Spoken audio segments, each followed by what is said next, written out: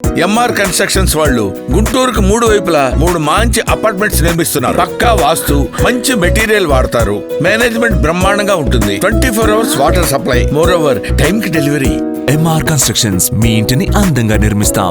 Okay మంత్రి గారు, అశోక్ బాబు గారు, మేడం. హోమ్ మినిస్టర్ గారు ఇచ్చిన దాంట్లో అధ్యక్ష 2024లో 14 కోట్లు చలాన్ అమౌంట్లు వచ్చినాయి. నెక్స్ట్ 2 months లో జనవరి 25, ఫిబ్రవరి 25లో దాదాపుగా 4 కోట్లు వచ్చిందంటే మొత్తం 18 కోట్లు చలాన్ రూపంలో వసూలు చేశారు అధ్యక్ష. అంటే రోడ్ యాక్సిడెంట్ లో ఆ డ్రైవర్ లైఫ్ అనేది చాలా వాల్యూ అధ్యక్ష. దాన్ని మనం కాదంటలేదు. మేము కూడా ప్రాక్టికల్ గా హెల్మెట్ లేకపోతే చిన్న రోడ్ల మీద ప్రయాణించే వాళ్ళు కూడా కింద పడి తలకు దెబ్బ తగిలి చనిపోయిన సంగతి మేము చూసాం. దాన్ని మనం హెల్మెట్ పెట్టొద్దని అసలు ఎక్కడ చెప్పం. కాకపోతే ప్రభుత్వం అనుసరించే విధానం 1000 రూపాయలు పెనాల్టీ అంటున్నారు. నేను బెంజ్ సర్కిల్ దగ్గర చాలా సార్లు చూసాం అధ్యక్ష. విజయవాడలో వెహికల్ ఆపి తాళం తీసేసుకుంటారు ఫస్ట్.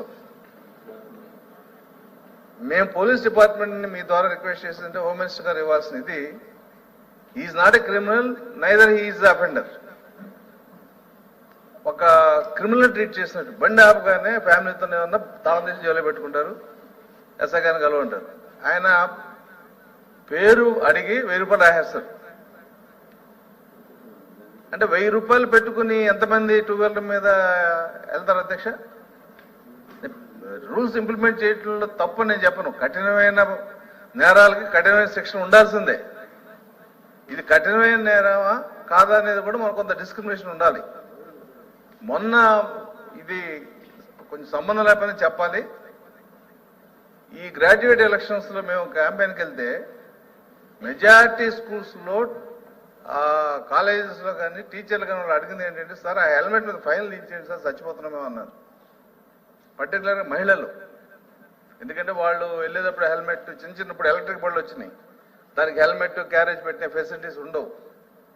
ఒక్కొక్కసారి లోకల్గా తిరుగుతూ ఉంటారు ఆ ఏరియాలో. పొరపాటున బెంజ్ సర్కిల్ నుంచి పడమటికి వెళ్ళాలంటే బెంజ్ సర్కిల్ మీద దాటి వెళ్ళాలా, వాళ్ళు చెక్ పెట్టారంటే 1000 రూపాయలు పోయినట్టే. కాబట్టి అది కొంచెం రేషనలైజేషన్ జరగాల్సిందే, ఆ విధానం కూడా మారాల్సిందే. మన గౌరవ సభ్యులు రాంగోపాల్ చెప్పినట్టు సభ్యులు ట్రీట్మెంట్ చేసే విధానంలో కూడా పోలీసులు కొంచెం గౌరవంగా ప్రవర్తించాలి. అలాగే టార్గెట్లు 14 కోట్లు ఏంటంటే అధ్యక్ష,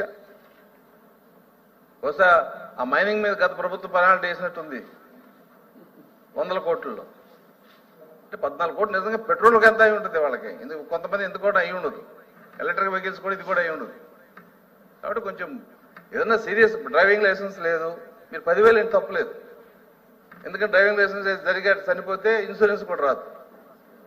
అలాగే సీపుగా ఎక్స్పైర్ అయిపోయింది, వేయండి, హెవీగా వేయండి, తప్పలేదు. కానీ హెల్మెట్ విషయంలో దారుణంగా ఆ 1000 రూపాయలు వసూలు చేయడం అనేది మటుకు ప్రజల్లో చాలా అప్రూవర్ ఉంది, డిస్సాటిస్ఫాక్షన్ ఉంది. ఇది రేపొద్దున ఇంకొక సందర్భంలో సబ్జెక్ట్ కూడా అయినా ఆశ్చర్యపడాల్సిన లేదు అధ్యక్ష. కాబట్టి మీ ద్వారా హోమ్ మినిస్టర్ గారిని రిక్వెస్ట్ చేసిన, మొదటగా మీరు వసూలు రూల్స్ మేము మాత్రం కఠినంగానే ఉంటాం, ప్రజల లైఫ్ మాకు ఇంపార్టెంట్ అనుకుంటే దాన్ని మనం డిస్ప్యూట్ చేయటానికి లేదు. కానీ police should behave properly with the public. రెండోది కౌన్సిలింగ్ చేశారు, మేము చాలాసార్లు చూసాం. ఆపి హెల్మెట్ లేని వాళ్ళని మీరు బెంజ్ సర్కిల్ నుంచి డెల్టాక్ లేదని ఆపారు, అవన్నీ చేశారు. అయినా ప్రజల్లో ఎలా ఉంటుందంటే మనం ఈజీ గోయింగ్ అలవాటు పడిపోయాం. రూల్స్ వైలేషన్ అయితే మనకి ఈజీ గోయింగ్ ఉంటుంది. కాబట్టి ఈ రెండింటిని బ్యాలెన్స్ చేసిన విధంగా మరి ఆ హెల్మెట్ మీద వచ్చే ఆ అమౌంట్ కూడా ఏదైనా తగ్గించి, ఆ మిడిల్ క్లాస్ ఫ్యామిలీ చిన్న ఫ్యామిలీస్ ఉంటారు కదా, వాళ్ళ పాకెట్లో అంత అమౌంట్ ఉండదు. కాబట్టి మీరు ఏదైనా కొంత తగ్గించి వాళ్ళు పే చేయగలిగి మళ్ళీ పే చేయాలంటే మనం ఎక్కడ పే చేసిన స్టేజ్లో ఉండేటట్టు ఉండాలి తప్ప అసలు ఈ 1000 రూపాయలు ఫైన్ కట్టలేం. కాబట్టి బండే మానేద్దాం స్టేజ్ మీటింగ్ దయచేసి మరి తేవద్దనేది మీ ద్వారా హోమ్ మినిస్టర్ గారిని రిక్వెస్ట్ చేస్తున్నాను అధ్యక్ష. స్పాట్లో కట్టమంటారు. ఇంకోటి నేను ఇంటికి తెచ్చుకుంటాను, టైం తాళం తీసి జైల్లో పెట్టుకుని బండి అక్కడ పెట్టుకోమంటారు. వాడి హాస్పిటల్కో కాలేజీకో స్కూల్కో వెళ్తూ ఉంటాడు.